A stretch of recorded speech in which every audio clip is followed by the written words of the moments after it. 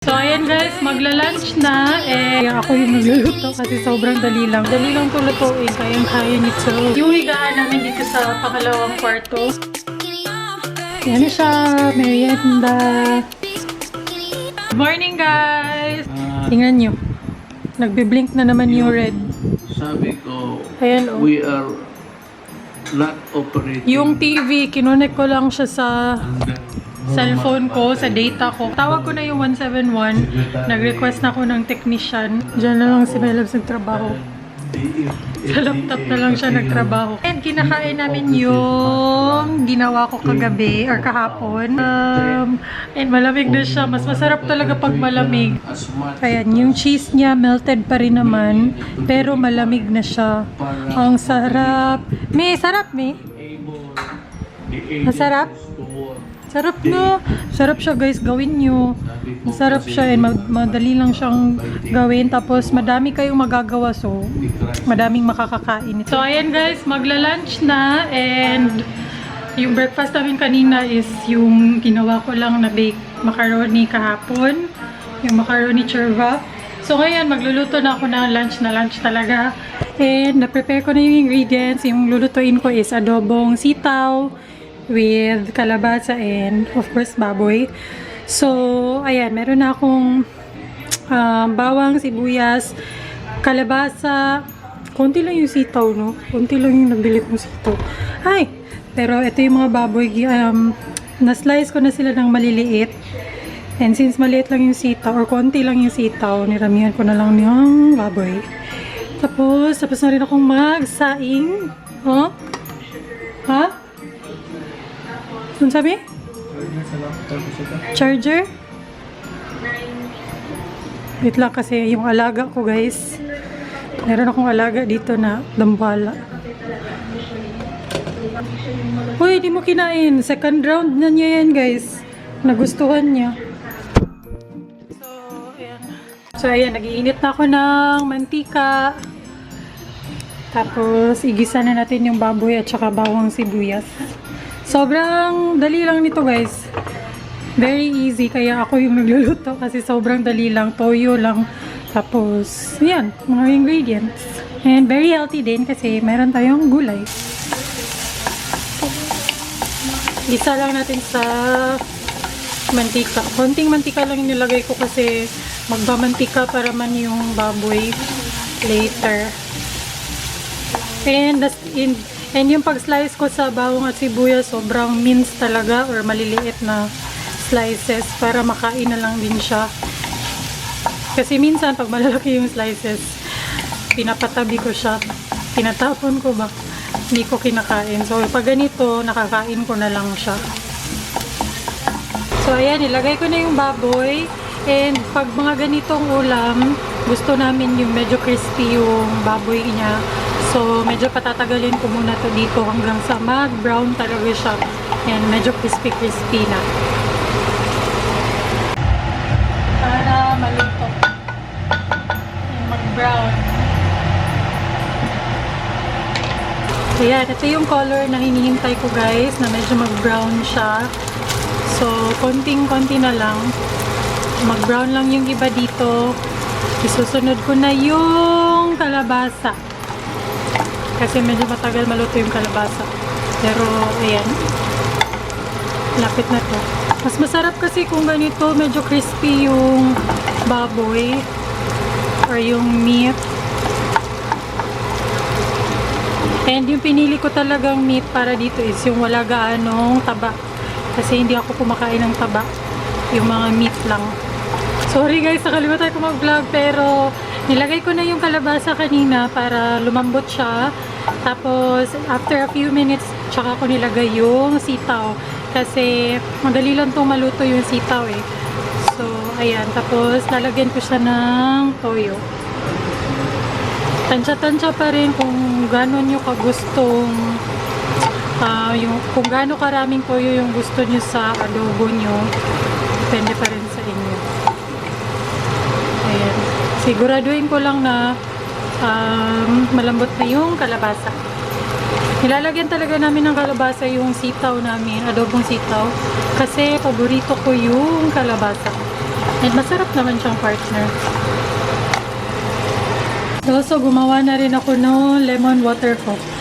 Lemon ginger water. So, nagpakulo ako ng ginger. Again, nagpapakulo ako ng ginger. Isang basong tubig. Tapos, nilalagay ko dito yung tubig na napakuluan. Then, nagsisqueeze ako ng isang buong lemon. And, ayan na siya. Medyo malamig na siya, so pwede na itong inumin. Yan, naglagay na ako ng toyo. Masarap din to guys kung ano yung ilalagay nyo, yung oyster sauce. Kaso, wala kaming oyster sauce. So, toyo na lang. Tapos maglalagay ako ng konting asukal later para medyo mag-balance yung churvanet. Ayan. Ang sarap tingnan. My God. Paparami na naman yung kanin natin dito. And ayan na siya guys. Okay na to. Natikman ko na. Masarap na siya. Sarap. Yummer. So, diba, ang dali lang. Bilis na, madali lang ito lutuin. Kayang-kaya nito. And masarap din. Hindi naman yung adobong sitaw. Adobong baboy na may sitaw at kalabasa. Mas marami yung baboy. To my loneliness, I love you, baby.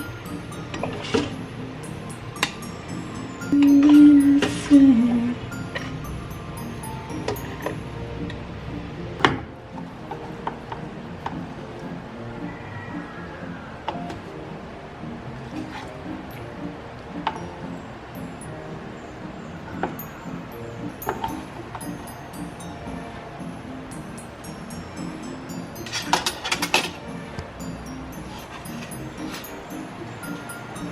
Me, eat up me. Kain guys. Yummers. Ano sabaw? Gumay raman.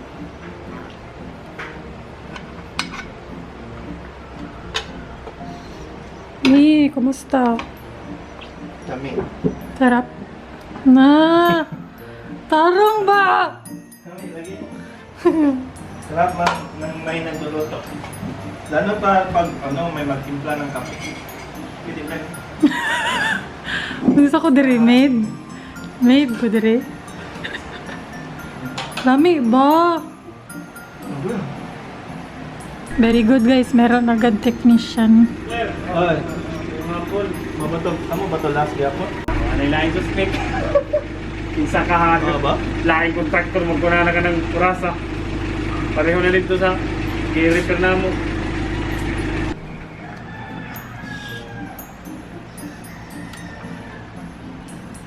Okay, so mag-vacuum muna ako dito sa taas guys kasi medyo maalikabok. Yan yung buhok.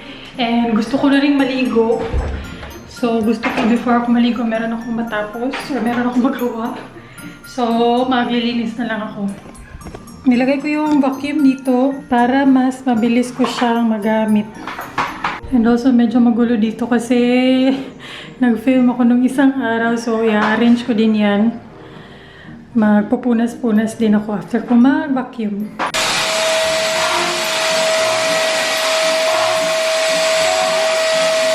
And para hindi namin na-mention guys, or hindi ko na-vlog na tinransfer pala namin yung higaan namin dito sa pangalawang kwarto.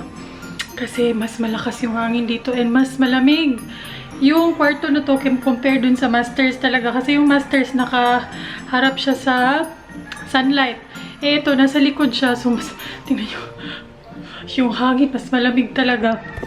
So, I think 2 weeks na kami dito, guys. Dito kami natutulog sa pangalawang kwarto.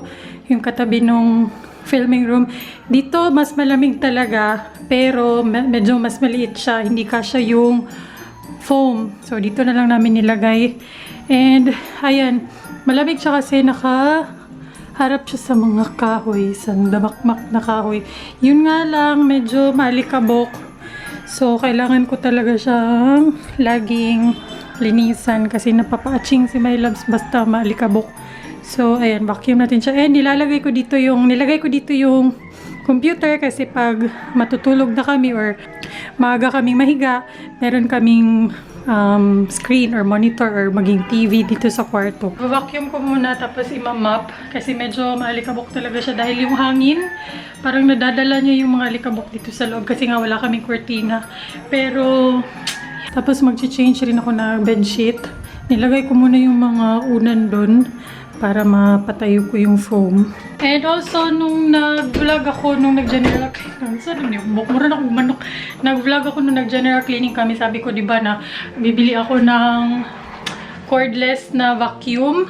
Pero, ang daming nag-comment doon na wag kasi mas efficient daw tong merong cord na vacuum kaysa doon. And hindi daw yun ganun ka-strong na vacuum. Hindi siya ganun ka-powerful na vacuum. So, siguro hindi na lang ako bibili. Salamat sa mga comments nyo. Nakasave ako ng pera. So, pagtsatsagaan ko na lang to. Kasi, grabe talaga to na vacuum, guys. As in, sobrang powerful.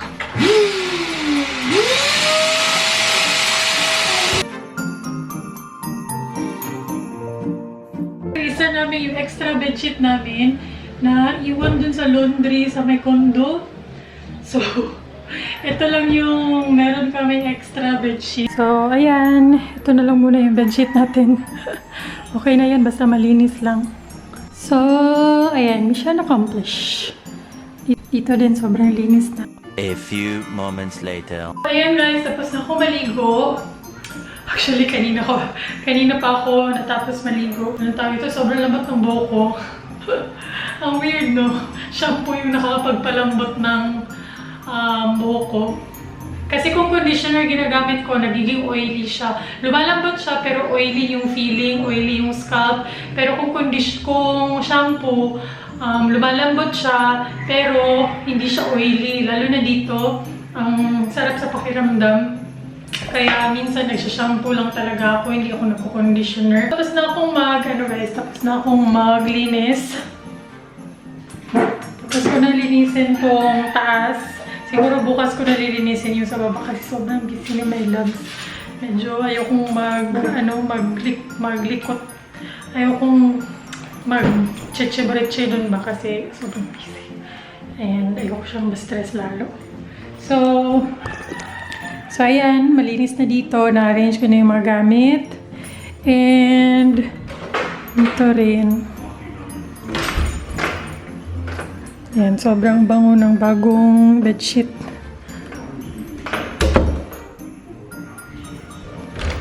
Dito. And hindi ko alam kung na-share ko na ba ito sa vlog, pero nilagyan na ni Mylabs ng kurtina dito. Yung ginamit niya kasi maraming nag-comment, nag-suggest na pwede alambre. So ayan, alambre na lang muna yung nilagay ni Mylabs. Ito yung time na nandito pa yung kama. Kaya ito yung nauna niyang lagyan ng curtains. Pero ayan. Luto tayo ng snacks, guys. Lutuan ko si Mylabs ng snacks. Tempura. Meron din kami ng fishball pero mas bet ko to. Naluto ko na kasi to once and mas nagustuhan ko yung tempura compare dun sa fishball. So tempura na lang yung lulutuin ko. Ayan. Kaso wala kaming sauce. Meron ako napanood na vlog ni Philin. Gumawa siya ng sauce sa mga ganito pero wala ako ng mga ingredients eh. So, ayan na lang. Ginupit-gupit ko sila, guys. Or ini-slice-slice ko. Para siyang, yung binibenta sa street food. Or sa mga gilid-gilid. Tapos, pwede rin naman yung sauce nito, yung sweet and sour. Sweet and sour ba? Basta itong isang type ng ketchup. Meron pa naman kami. Ito. Sweet chili pala. Ayan, pwede naman ito yung gamitin yung sauce.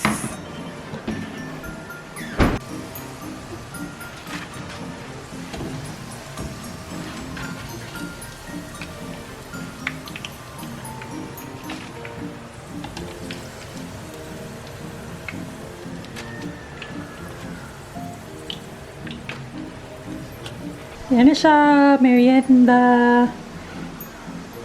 Sarap. Ako guys, gusto ko siya partner with rice. Lalo na yung squid roll.